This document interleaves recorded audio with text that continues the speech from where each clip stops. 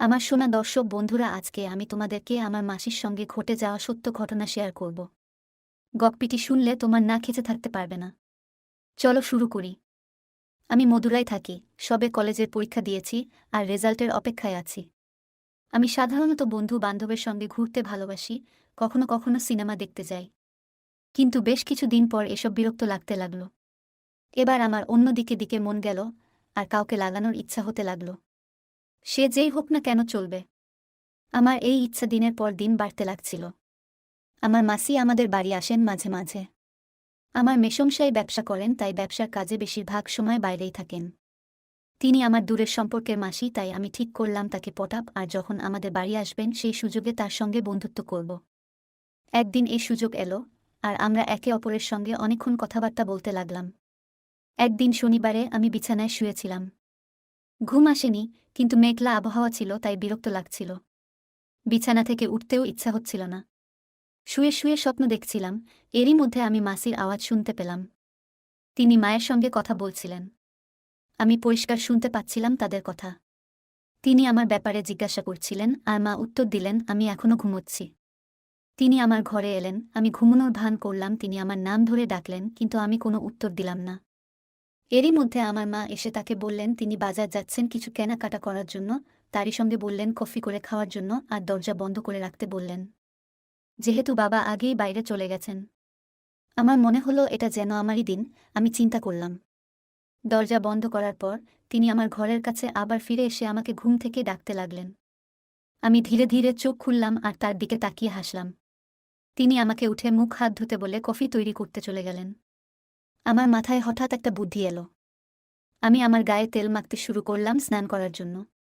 এরই মধ্যে তিনি চলে এলেন আর বললেন তিনি আমাকে সাহায্য করবেন তেল মেখে দিতে।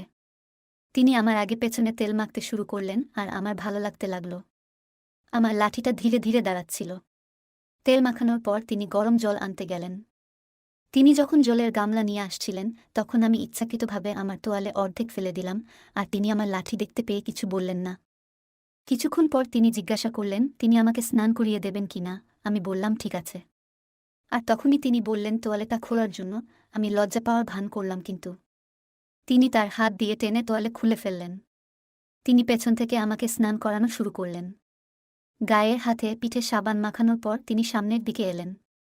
সামনে মুখে, তারপর বুকে, পেটে সাবান মাখানোর পর আমার লাঠিতে সাবান মাখানো শুরু করলেন। তার হাতের স্পর্শ পেয়ে আমার লাঠি ক্রমশ বড় হয়ে গিয়েছিল, আর তিনি সেটা ধরে নাড়াতে শুরু করলেন। আমার বিছির ওপর মালিশ করতে শুরু করলেন। আমার গরম রস বেরোনোর পরিস্থিতি চলে এলো, এমন সময় তিনি থেমে গেলেন। আমার গায়ে জল ঢেলে সাবান পরিষ্কার করে ফেললেন। তারপর আবার তিনি আমার থাইয়ের উপর সাবান মাখানো শুরু করলেন। আমি দাঁড়িয়েছিলাম, তিনি মেঝেতে বসে আমার পায়ে সাবান মাখানো শুরু করলেন। আমার লাঠি তার মুখের কাছেই ছিল। আমি একটু এগিয়ে দিয়ে তার মুখে স্পর্শ করলাম। তিনি আমায় অবাক করে দিয়ে আমার লাঠি ধরে কিস করলেন, আর আমার লাঠি মুখে নিয়েও চুষতে শুরু করলেন। আমার দারুণ অনুভব হতে লাগল। তিনি তার মুখে আমার লাঠি ঢুকিয়ে রেখেছিলেন আর হাত দিয়ে আমার বিছি নিয়ে খেলছিলেন। আমি খুবই উত্তেজিত হয়ে পড়েছিলাম। আমি বললাম মাসি আসছে। এই না বলতে আমার লাঠির রস বেরোতে শুরু করল, আর তিনি সঙ্গে সঙ্গে তার মুখটা সরিয়ে নিলেন আমার লাঠির কাছ থেকে, আর আমার লাঠি ধরে নাড়াতে লাগলেন দিলেন। তিনি আমার লাঠি ধরে নাড়াচ্ছিলেন, আর আমার গরম রস ক্রমশ ছিটকে পড়ছিল বাথরুমের দেয়ালে এখানে সেখানে। ধীরে ধীরে আমার লাঠি ছোট হতে লাগল, কিন্তু তবুও আমার লাঠি তার হাতে ছিল। তিনি আমার দিকে তাকিয়ে হাসলেন। আমি তাকে ওপরে তুলে তার কমলালেবু দুটো ধরলাম। তার শাড়ির মধ্যে দিয়ে দেখা যাচ্ছিল। কিছুক্ষণের জন্য তিনি আমাকে টিপতে দিলেন। যখন আমি বেশি জোরে জোরে টিপতে লাগলাম আর তার ব্লাউজ খুলতে গেলাম, তখন তিনি আমাকে বাধা দিলেন। বললেন আমার মা এসে যেতে পারেন অন্য কোনো দিন, ঠিক আছে? তারপর আমাকে বাথরুমে ছেড়ে দিয়ে রান্নাঘরে চলে গেলেন কফি তৈরি করার জন্য। এবার আমি দরজার ঘণ্টির আওয়াজ শুনতে পেলাম। আমার মা ফিরে এসেছিলেন এতক্ষণে। মা আমার জল খাবার আমাকে দিলেন, আর মাসি মাকে সাহায্য করছিলেন। যখন মা অন্যমনস্ক ছিলেন, তখন আমরা একে অপরকে ইশারা করে হাসছিলাম। আমি তাকে বিভিন্নভাবে স্পর্শ করছিলাম, কিন্তু তিনি খুবই সাবধান ছিলেন, তাই সামান্য হাসি হেসে অন্যদিকে চলে যাচ্ছিলেন। আমি সারাদিন বাড়িতেই রইলাম। আমার খুবই ইচ্ছা হচ্ছিল মা যেন আবার কোনো কারণে বাইরে চলে যায়, আর আমি আর মাসি একা থাকি বাড়িতে। এরই মধ্যে মা বললেন, তুই এক কাজ কর, মাসির সঙ্গে তার বাড়ি চলে আর সেখানেই থাক। যখন মেসোমশাই বাইরে থেকে চলে আসবেন তুই আবার ফিরে আসিস। আমি প্রথমে একটু নাটক করলাম না যাওয়ার জন্য, পরে রাজি হয়ে গেলাম। আমি মনে মনে উড়ছিলাম মাসির সঙ্গে তার বাড়ি যাওয়ার জন্য, আর ভেতর থেকে প্রচুর উত্তেজনার সৃষ্টি হচ্ছিল। মা আর তিনি সন্ধ্যার জন্য তেলে ভাজা তৈরি করলেন। মা জানে আমি তেলে ভাজা খেতে ভালোবাসি, তাই প্রায় দিনটি সন্ধ্যার সময় মা তেলে ভাজা তৈরি করে। কিন্তু সেদিন আমার তেলে ভাজায় কোনো আগ্রহ ছিল না, আমার শুধু মাসির ওপর আগ্রহ ছিল। তাই আমি সময়ের অপেক্ষা করছিলাম কখন সন্ধ্যা হবে আর আমি মাসির বাড়ি যাব। সময় আর কিছুতেই কাটতে চায় না। শেষে তিনি তৈরি হলেন বাড়ি যাওয়ার জন্য আর আমাকে বললেন তৈরি হয়ে নিতে। আমি মায়ের দিকে একটু ঝোলানো মুখে তাকিয়ে মাসির পেছনে পেছনে তার বাড়ি চলে গেলাম। তিনি বাড়ি পৌঁছে দরজা বন্ধ করলেন। আর ব্যাস, আমরা একে অপরকে জড়িয়ে ধরে কিস করতে শুরু করলাম। আমরা এতই উত্তেজিত ছিলাম যে একে অপরকে চুষছিলাম।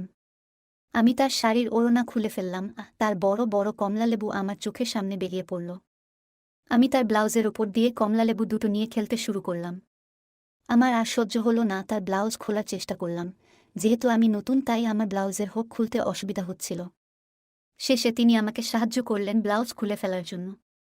ব্লাউজ খোলার সঙ্গে সঙ্গে তার উজ্জ্বল কমলালেবু বেরিয়ে পড়ল আমার সামনে। প্রথমে আমি আমার হাত দিয়ে অনেকক্ষণ কমলালেবু দুটো কচলালাম। ওনার গোটা কমলালেবু আমার একটা হাতের মাঝে আসছিল না, এত বড় কমলালেবু ছিল। আর কমলালেবু, এর বোটাও সেরকমই বড় আর কালো। আমি কমলালেবু এর ওপরে কিস করতে লাগলাম। তিনি ভেতর থেকে দুর্বল বোধ করছিলেন, তাই আমরা ঠিক করলাম ভেতরে শোয়ার ঘরে চলে যাব। সেখানে গিয়ে আমি তাকে বিছানায় শুইয়ে ফেললাম আর তার শরীর নিয়ে খেলতে শুরু করলাম। তিনি আমার গেঞ্জি খোলার চেষ্টা করছিলেন আর আমি নিজে নিজে খুলে ফেললাম, আর তার সঙ্গে সঙ্গে বারমুডা আর জাঙ্গিয়া খুলে ওপেন হয়ে পড়লাম তার সামনে। আমি তার শাড়ি ধরে টেনে খুলে ফেললাম, তারপর তার সায়া আর পেন্টি খুলে ফেললাম। এবার আমরা দুজনেই পুরো ওপেন ছিলাম। আমি তার শরীর নিয়ে খেলতে শুরু করলাম। শরীর নিয়ে খেলতে খেলতে আমি আমার আঙ্গুল তার পুকুরে ঢুকিয়ে ফেললাম। তিনি চিৎকার শুরু করলেন আর বললেন তাকে খেয়ে ফেলার জন্য। আমি আমার মুখ তার পুকুরের কাছে নিয়ে গেলাম। কেমন গন্ধ ছিল মনে নেই, কিন্তু তখন আমি খুবই উত্তেজিত ছিলাম। আমার নিজের প্রতি নিয়ন্ত্রণ ছিল না। আমি তার পুকুর চাটা শুরু করলাম আর ধীরে ধীরে আমার জিভ তার পুকুরের ভেতরে ঢুকিয়ে ফেললাম। কামড় তার রস বেরোতে শুরু হয়েছিল আর ক্রমশ বেরোচ্ছিল। আর আমি দারুণ উপভোগ করছিলাম তার রস। তিনি সঙ্গে সঙ্গে আমাকে বললেন তার ওপরে আসার জন্য। আমি তার ওপরে উঠলাম। আমার লাঠি তো দাঁড়িয়েই ছিল। আমি চেষ্টা করতে লাগলাম আমার লাঠি তার পুকুরে প্রবেশ করানোর, কিন্তু কিছুতেই আমি পুকুরের ছিদ্র খুঁজে পাচ্ছিলাম না। পরে তিনি আমাকে সাহায্য করলেন তাকে লাগানোর জন্য। তিনি আমার লাঠি ধরে পুকুরের ঠিক জায়গায় নিয়ে পৌঁছে দিলেন আর আমি ঢোকাতে বের করতে শুরু করলাম।